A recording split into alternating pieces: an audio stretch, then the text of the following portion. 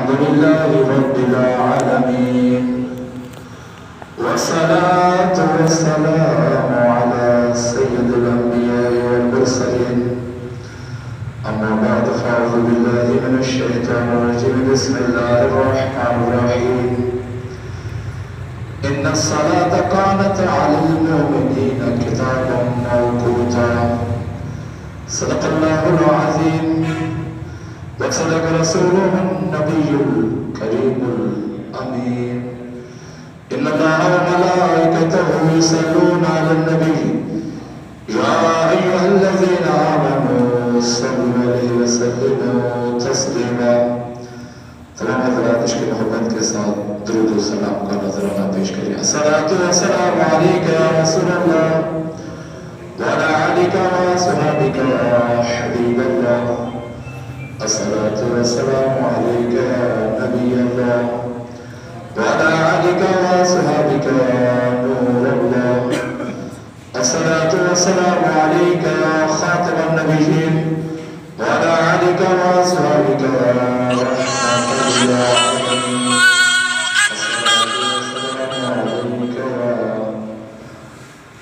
شفيع المذنبين وعلى آلك وصحبك يا راحة العاشقين الصلاة والسلام عليك يا جد الحسن والحسين وعلى آلك وصحبك يا صاحب التاج والمراج حضرات عزیز وقار جو آیت مقدسہ میں نے تلاوت کرنے کا شرف حاصل کیا اللہ تبارک و تعالی قرآن مجید فرقان حمید میں ارشاد فرماتا ہے ان الصلاة كانت على المؤمنين كتابا موقوتا آپ نے اکثر نماز کے اوقات کے جو بورڈ ہوتے ہیں اس میں لکھا ہوا ہے آپ نے دیکھا ہوگا جس کا ترجمہ ہے بے شک نماز مومنوں پر مقررہ یعنی باندھا ہوا وقت پر فرض ہے یعنی اللہ تبارک و تعالی فرماتا ہے کہ جو میرے مومن بندے ہیں ان پر نماز جو ہے اس کے مقررہ اوقات کے اندر فرض ہے اب جو مومن ہے وہ نماز پڑھے گا اور مقررہ وقت کے اندر پڑھے گا جب بھی اذان ہوگی وہ آئے گا اور اپنی نماز پڑھ کے جائے گا یہ مومن کی نشانی ہے جو اللہ تبارک و تعالی نے قرآن مجید فرقان حمید کے اندر ذکر فرمائی یقیناً آپ سچی بات سن کر ناراض نہیں ہوں گے کیونکہ سچی بات ہر ایک کو قبول کرنی چاہیے اور یہ بات کوئی مولوی نہیں کہہ رہا کوئی محدث نہیں کہہ رہا حضور علیہ السلام کی حدیث مبارکہ نہیں ہے بلکہ تمام کلاموں سے افضل کلام قرآن مجید جو اللہ تبارک و تعالیٰ نے اپنے پیارے محبوب علیہ السلام کے قلب اطہر پر نازل فرمایا اس قرآن مجید کے اندر اللہ تبارک و تعالیٰ فرماتا ہے کہ یہ نماز جو ہے وہ مومنوں پر مسلمانوں ذرا اس بات کو غور کرو جو مومن ہے وہ نماز نہیں چھوڑے گا وہ جو مومن نہیں وہ نماز نہیں پڑھے گا پڑھنی چاہیے اس کو مومن اپنے آپ کو بنانا چاہیے کیونکہ ہر پوزیٹو کا ایک نیگیٹو ہوتا ہے اگر کہیں پہ ہاں ہے تو اس کے مقابلے میں نہ بھی ہوگا کہیں پہ اگر اچھا ہے تو اس کے مقابلے میں برا بھی ہوگا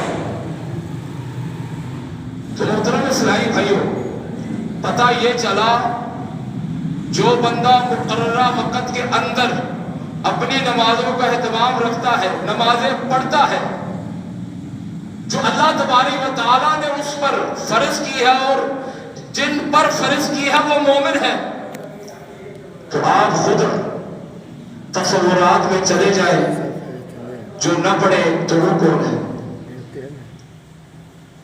اور نماز پڑھنے کا فائدہ کیا ہے؟ آخر ہم نماز پڑھتے ہیں، اس کا کوئی فائدہ بھی تو ہونا چاہیے۔ اللہ تبارک و تعالیٰ نے یہ مسئلہ بھی حل کر دیا۔ اللہ تبارک و تعالیٰ ارشاد فرماتا ہے ان الصلاۃ تنہی عن الفحشاء والمنکر۔ میرے بندو، وہ بندو جو مومن ہو، مسلمان ہو، اللہ خطاب بھی مومنوں سے کرتا ہے جہاں پہ اچھی بات ہوتی ہے۔ یہاں عبادت کی بات ہے، نماز کی بات ہے، یہاں خطاب بھی مومنوں کو ہو رہا ہے، بے ایمانوں کو نہیں ہو رہا۔ اللہ تبارک و تعالیٰ ارشاد فرماتا ہے کہ تم نے جب نماز اختیار کی، مقررہ وقت کے اندر نماز پڑھی، اب تمہیں فائدہ کیا ہوگا؟ تنہا عن الفحشاء والمنکر، تو تمہیں یہ نماز برائی اور بے حیائی سے بچائے گی۔ ایک نمازی وہ برائی میں مبتلا نہیں ہو سکتا، ایک نمازی وہ بے حیا نہیں ہو سکتا۔ اللہ تبارک و تعالی نماز کی برکت سے اس بندے کے اندر حیا پیدا فرماتا ہے۔ وہ زنا کے قریب نہیں جائے گا، وہ شراب نوشی کے قریب نہیں جائے گا، وہ ظلم کے قریب نہیں جائے گا، وہ حرام کے قریب نہیں جائے گا۔ آخر وجہ کیا ہے؟ اللہ تبارک و تعالیٰ فرماتا ہے کہ یہ نماز تمہیں بے حیائی اور برائی سے بچائے گی، تمہاری بچت ہوگی۔ تو محترم اسلامی بھائیوں، اللہ تبارک و تعالیٰ نے اپنے پیارے محبوب علیہ الصلوۃ والسلام کو ارشاد فرمایا فَصَلِّ لِرَبِّكَ وَانْحَرْ۔ محبوب نماز ادا کیجیے، فَصَلِّ لِرَبِّكَ۔ اگر نماز کی اہمیت نہ ہوتی اللہ اپنے محبوب کو نہ فرماتا۔ آپ نماز قائم کیجیے، پڑھیے، وَانْحَرْ، اور اس کے بعد اگر قربانی آ جائے تو قربانی بھی دیجیے۔ اور ایک مقام پر اللہ تبارک و تعالیٰ اپنے پیارے محبوب علیہ الصلوۃ والسلام کو ارشاد فرماتا ہے، بڑی پیاری آیت مبارکہ، پورا قرآن بڑا پیارا ہے، تلاوت جب کرو تو ایمان تازہ ہو جاتا ہے۔ لیکن اللہ تبارک و تعالیٰ اپنے پیارے محبوب علیہ الصلوۃ والسلام کی تعلیم آپ کو تعلیم فرماتا ہے، محبوب آپ میری بارگاہ میں اس طرح عرض کریں۔ یا اللہ کس طرح عرض کروں؟ اس طرح عرض کریں کہ قُلْ إِنَّ صَلَاتِي وَنُسُكِي وَمَحْيَايَ وَمَمَاتِي لِلَّهِ رَبِّ الْعَالَمِينَ۔ اے محبوب علیہ الصلوۃ والسلام میری بارگاہ میں یہ عرض کیجئے کہ یا اللہ میری نمازیں، میری قربانیاں، میرا جینا اور میرا مرنا جو ہے وہ للہ رب العالمین، یہ تیرے لیے ہے۔ لیکن یہاں پہ معاملہ کیا ہے؟ سارا کا سارا الٹ۔ پہلے تو ہم نماز نہیں پڑھتے، پھر اس کے بعد قربانی دکھلا دیتے، پورے محلے کا چکر لگاتے ہیں، آج اس نے ویڑا خریدا ہے، بکرے خریدے ہیں، لوگوں کو دکھاؤ فلاں بن فلاں کے گھر یہ قربانی ہوگی۔ اتنا دکھلاوا کہ جس کی انتہا نہیں ہے۔ پھر ہمارا جینا مال و دولت کے لیے اور ہمارا مرنا اسی مال و دولت کو کماتے کماتے ہم مر جاتے ہیں۔ ہمیں نہ دین کی فکر ہوتی ہے، نہ اسلام کی فکر ہوتی ہے، نہ اللہ تبارک و تعالیٰ کا خوف ہمارے اندر پیدا ہوتا ہے، نہ شرم مصطفیٰ ہوتی ہے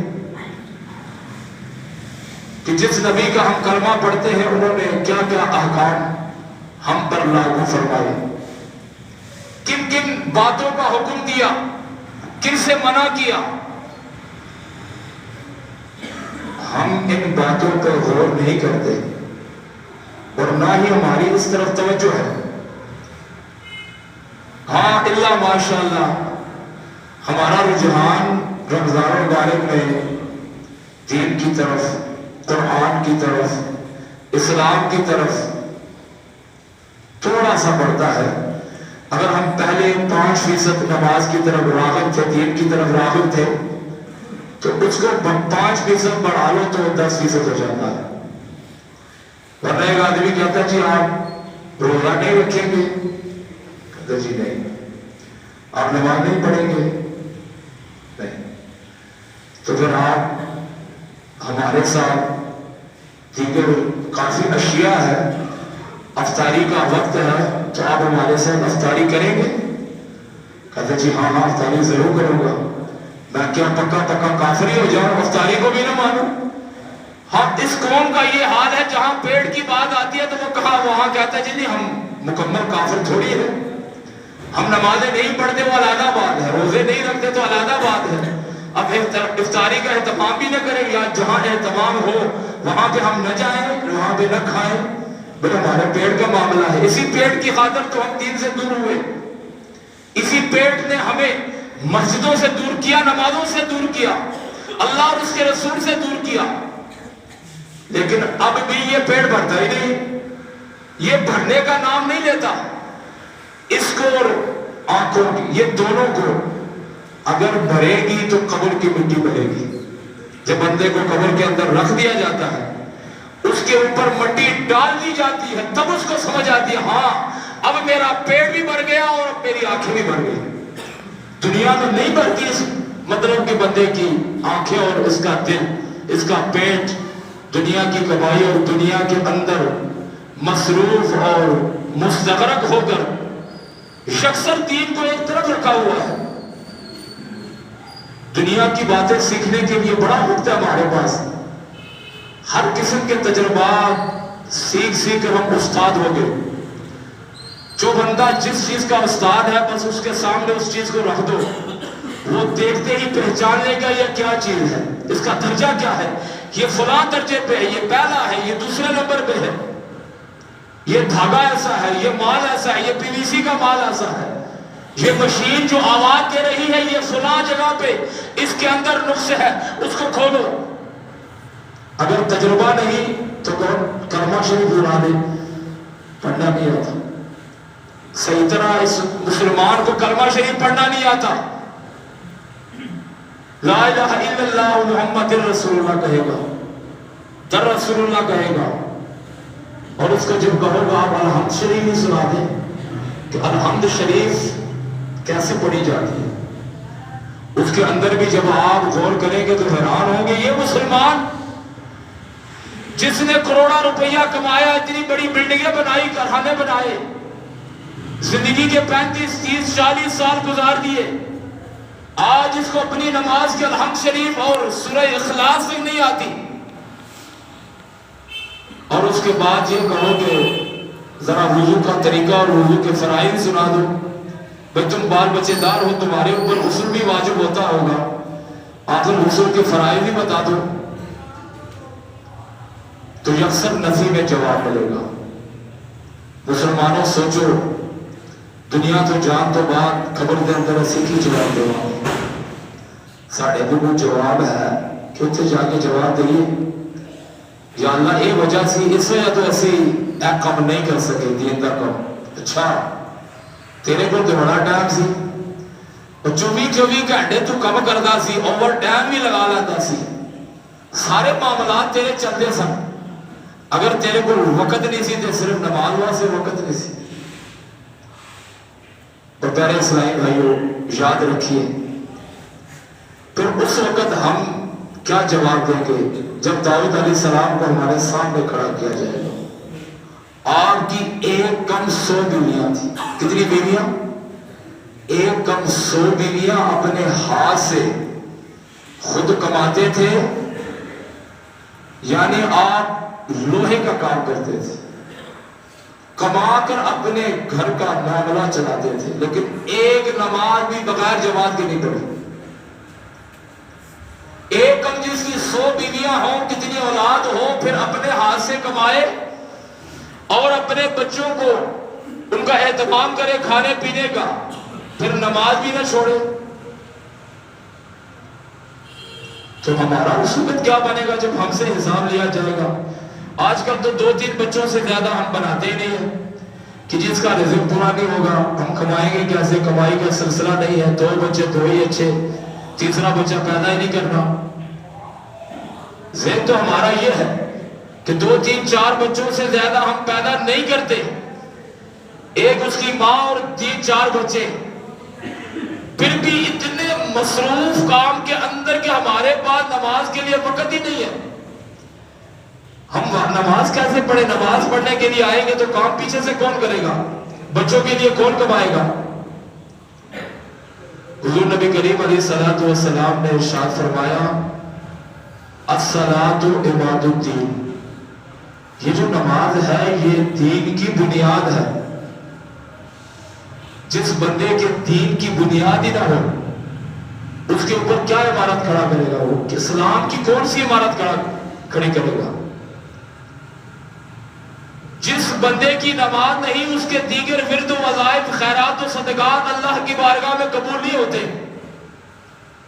آپ سمجھتے ہیں کہ ہم کسی کو فطرانہ دے دیں گے, زکوٰۃ دے دیں گے, یا ہم کسی کو راشن لے کے دے دیں گے, اور اگر ہم نماز نہیں پڑھیں گے, روزہ نہیں رکھیں گے تو ہماری جان چھوٹ جائے گی؟ کبھی بھی نہیں چھوٹے گی.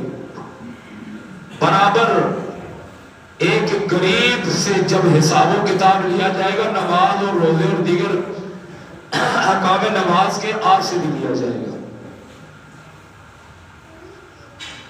تو محترم اسلامی بھائیوں, نبی کریم علیہ الصلوۃ والسلام نے ارشاد فرمایا کل شیء علم, ہر ایک چیز کی نشانی ہوتی ہے, ہر ایک چیز کی نشانی ہوتی ہے. آپ پاکستان کو دیکھ لیں, جہاں بھی جائیں گے اس کا جھنڈا آپ کے ساتھ ہوگا. دنیا کے کسی کونے میں بھی ہوں گے وہ پہچان جائیں گے کہ یہ جھنڈا جو ہے, یہ نشانی جو ہے یہ پاکستان کی ہے. افغانستان کا ایک الگ جھنڈا ہے, اس جھنڈے کو بھی پوری دنیا میں جہاں دیکھیں گے بھارت کا اپنا ایک جھنڈا ہے, ایک پہچان ہے, ایک نشانی ہے. جہاں بھی آپ اس جھنڈے کو اٹھانے والے کو دیکھیں گے کہیں گے یہ فلاں ملک کا ہے. کلو شیء علم, ہر ایک چیز کی نشانی ہوتی ہے. یا رسول اللہ صلی اللہ علیہ وسلم, ہر ایک چیز کی نشانی ہوتی ہے, تو یہ بتاؤ کہ کسی مسلمان کی بھی کوئی نشانی ہوتی ہے کہ اس کے ایمان کی نشانی موجود ہو؟ تو حضور علیہ الصلوۃ والسلام نے ارشاد فرمایا ہاں, وَعَلَمَ الْإِيمَانُ الصَّلَاةُ, نماز جو ہے یہ ایمان کی نشانی ہے. جس بندے کے اندر نماز ہوگی اس کا ایمان ہوگا, جس بندے کی نماز نہیں ہوگی اس کا ایمان بھی نہیں ہوگا. وہ کیسے نہیں ہوگا؟ حضور نبی کریم علیہ الصلوۃ والسلام نے ارشاد فرمایا من ترک الصلاۃ متعمدا فقد کفر, جس نے جان بوجھ کر ایک نماز کو چھوڑ دیا گویا اس نے کفر کیا. کفر سے کیا مراد؟ کوئی پکا کافر ہونا ہی نہیں ہے کہ وہ ہندو ہو گیا, عیسائی ہو گیا یا یہودی ہو گیا. کفر سے, کفر کا مطلب ہوتا ہے کہ انکار کرنا. نماز اس کے سامنے ہے, وہ مجموعی طور پر اس نماز کا انکار کرتا ہے, نماز کی طرف نہیں آتا. اس کا ذہن, اس کا دل اس بات کا انکاری ہے کہ نماز تو ہے, پڑھنی چاہیے, مسلمان پر فرض ہے, لیکن پڑھتا ہی نہیں. انکار اس چیز کا نام ہے. انکار کوئی اس چیز کا نام نہیں ہے کفر, یعنی کفر کے بندہ کہے کہ بھئی یہ یہودی ہو گیا یا یہ کافر ہو گیا یا یہ عیسائی ہو گیا, یہ بات نہیں ہے.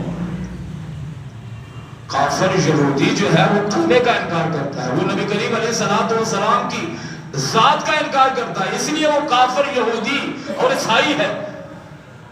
لیکن یہ بے نمازی میرے آقا علیہ الصلوۃ والسلام کی ذات کا انکار نہیں کرتا, بلکہ مانتا ہے, کلمہ بھی پڑھتا ہے. اگر انکار کرتا ہے تو نماز کا کرتا ہے. حضور علیہ الصلوۃ والسلام نے یہاں پہ ارشاد فرمایا مسلمان اور کافر کے درمیان فرق جو ہے وہ نماز کا ہے. کیوں؟ کہ کافر نماز نہیں پڑھتا، سجدہ نہیں کرتا، اللہ کو سبحان ربی الاعلیٰ نہیں کہتا، اس لیے وہ کافر ہے۔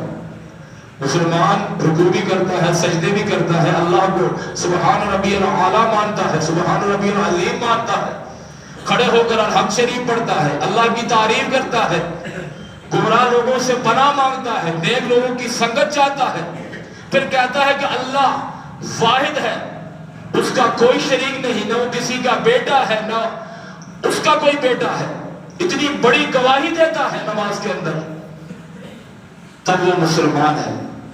اس نے کلمہ پڑھا، انکار نہیں کرتا، لیکن بے نمازی انکار کرتا ہے ان تمام چیزوں کی۔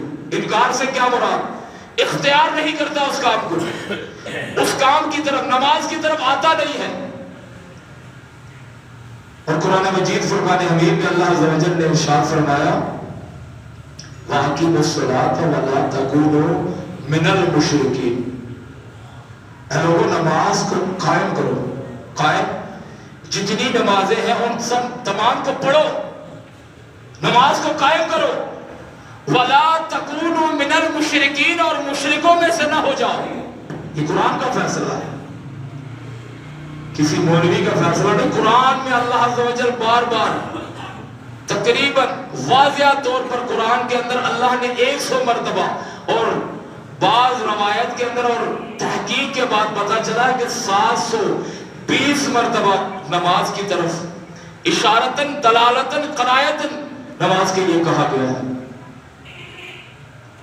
سب سے زیادہ حکم اللہ عز و جل نے قرآن مجید میں نماز کا حکم دیا ہے، باقی احکام 1 مرتبہ 2 مرتبہ 3 مرتبہ 4 مرتبہ، لیکن نماز کا حکم سب سے زیادہ جگہ جگہ اللہ تبارک و تعالیٰ نے قرآن مجید کے اندر نماز کے بارے میں پڑھنے کا حکم دیا ہے۔ تو ہمارے لیے کیا حکم ہے؟ میرے آقا علیہ الصلوۃ والسلام نے ارشاد فرمایا اپنی اولاد کو حکم دو نماز پڑھنے کے لیے۔ یا رسول اللہ کب حکم دیں؟ فرمایا جب ان کی عمر 7 برس کی ہو جائے۔ کتنی برس کی؟ 7 برس کی۔ تہاڈا بچہ 7 سال دا ہو جائے تے انہوں لاڈ پیار نہیں کرنا، بہت ہو گیا 6 سال 7 سال لاڈ پیار کر بیٹھو، انہوں نماز سکھاؤ، آپ پتر بیٹھ میں تینوں نماز سکھاؤں۔ لیکن یہاں معاملہ الٹ ہے، اب باپ بیٹے کو کیا نماز سکھائے گا جو باپ پڑھتا ہی نہ ہو؟ چاہیے تو یہ تھا کہ باپ نمازی ہوتا، ہماری اولاد ہمیں دیکھ دیکھ کر نمازی ہوئی، ہماری اولاد جو جماعتیں کرواتی آج الحمدللہ وہ ہمیں دیکھ دیکھ کر ہمارے پیچھے نماز پڑھ پڑھ کے، ہمارے گھر کے جو بچے ہیں وہ روزہ نماز کے پابند کیسے ہیں کہ ہم نمازی ہیں، ہمیں دیکھ دیکھ کے باپ روزہ رکھتا ہے تو اولاد نے بھی رکھنا شروع کر دیے، اگر باپ نماز پڑھتا ہے تو بیٹے نے بھی نماز پڑھنی شروع کی، ماں کو ان کی بچیاں دیکھ دیکھ کر نمازی بنتی ہیں، روزہ دار بنتی ہیں، باپردہ بنتی ہیں۔ تو محترم اسلامی بھائیوں، جب انسان خود دین کے احکام پہ عمل کرے گا تو اس کی اولاد اس کو دیکھ دیکھ کر اس پر عمل پیرا ہونا شروع ہو جائے گی۔ میرے آقا علیہ الصلوۃ والسلام نے ارشاد فرمایا، اس حدیث کے راوی حضرت حسن مجتبی نواسہ رسول رضی اللہ تعالیٰ عنہ، میرے آقا علیہ الصلوۃ والسلام نے ارشاد فرمایا اے میرے امتیوں، اگر تمہارے گھر کے سامنے ایک نہر بہتی ہو، صاف شفاف پانی ہو، یہ صاف شفاف پانی کا ذکر میں نے اس لیے کیا کہ ابھی آپ یہ بارش ہوئی ہے تو آپ اپنے نلکوں کا پانی تھوڑا سا غور کر کے دیکھ لینا وہ کتنا مکس آ رہا ہے، گٹر کا پانی اس کو شامل ہے۔ جب سے ہمارا یہ روڈ بنا ہے، یہ کھدائی وغیرہ ہوئی ہے، 3-4 جگہ سے یہ جو پائپ ہے یہ کریک ہو چکا ہے، یعنی پھٹا ہے یا ٹوٹا ہے، جو بھی ہے، جس کے اندر جو ہے وہ گٹر کا پانی یا بارش کا پانی شامل ہو کر گھروں کے اندر بھی آتا ہوگا کہ تمام لوگوں کے گھروں کے اندر، ظاہر ہے ایک ہی پائپ ہے پورے روڈ میں، گھروں کے اندر بھی آتا ہوگا، اور یہاں ہمارے مسجد میں بھی ظاہر وہی پانی ہے۔ تو یہ نہیں ہونا چاہیے، ایک انسان اگر ٹھیکیدار ہے کسی جگہ پہ اپنا الٹا سیدھا کرتے کرتے کسی کا کام خراب کرتے تو کوئی فائدہ. اب جب تک ہماری نمازیں ان پانیوں سے ادا ہوتی رہے گی سارا گناہ جو ہے کرنے والے کو ملے گا، کیونکہ خراب ہی انہوں نے کیا.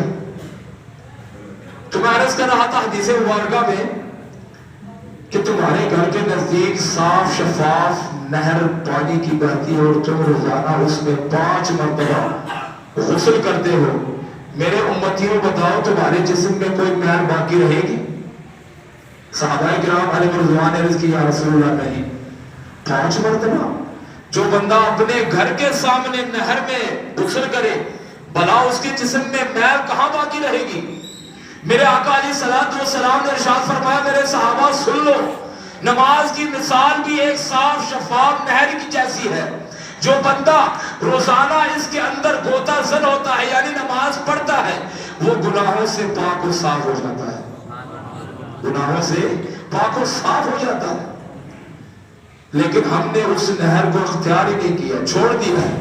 ہم گندگی کی طرف، جو گندا پانی ہے دنیا کی خلیص دولت گندگی جو ہے وہ ہم اس طرف راغب ہے، گناہوں پہ گناہ کرتے چلے جا رہے ہیں اور اپنے جسم کو دنیا کے گناہوں میں مطلب کہ ملوث کر کے اپنے گناہوں پہ بڑھاتے چلے جا رہے ہیں.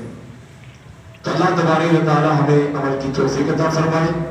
رہتی دنیا تک جب تک ہم زندہ ہیں ہمیں نمازوں کا اہتمام کر کے نماز پنجگانہ ادا کرنے کی توفیق عطا فرمائے اور اپنی اولاد کو بھی آپ نماز کی طرف لائیں. اللہ ہمیں عمل کی توفیق عطا فرمائے. وآخر دعوانا ان الحمد للہ رب العالمین. صلی اللہ فرمائے.